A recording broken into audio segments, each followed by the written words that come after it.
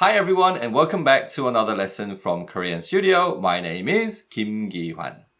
Today we're going to learn how to use the ending 느라고. Now, if you didn't know already, there are many different ways to give reasons in Korean. So many different ways to say phrases like because, so, due to, and so on. And 느라고 is one of these phrases. So let's start with an example sentence and we'll look at how 느라고 is used.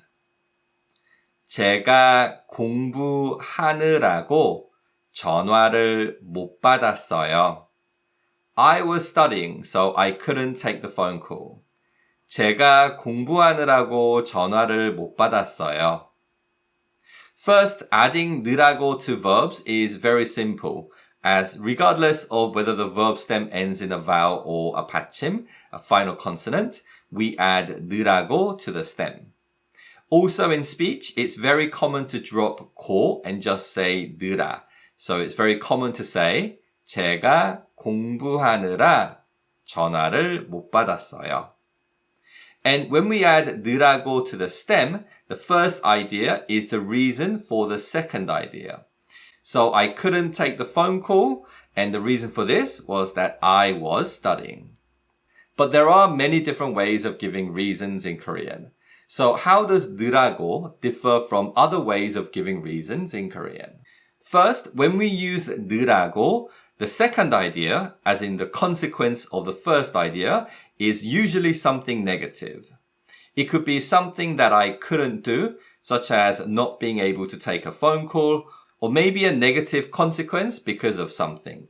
So we can say 느라고 to say a sentence like 저는 요즘 결혼 준비하느라 너무 힘들어요. I'm preparing for my wedding these days, so I'm really tired. 저는 요즘 결혼 준비하느라 너무 힘들어요. So the second idea, 너무 힘들어요, is a negative consequence of doing the preparation for my wedding. And we often use phrases like 힘들다, 고생하다, 수고하다, and 지치다 after 느라고. And when we use 고생하다 and 수고하다, we use these sentences to express our appreciation or acknowledge the hard work someone has done. So if my wife prepares a big meal for our family, my father might say to my wife, 음식 준비하느라 고생했다. You've worked hard to prepare the food. 음식 준비하느라 고생했다. And this kind of sentence is used to show appreciation to the other person for the work that they have done. Second, the most common use of 느라고 is to say that because I was in the middle of doing one thing, I couldn't do the other thing. And this first example sentence demonstrates this use. I was in the middle of studying, so I couldn't take the phone call. To give you two more example sentences, I could say 저는 운전하느라 문자를 못 읽었어요. I was driving, so I couldn't read the text. 저는 운전하느라 문자를 못 읽었어요.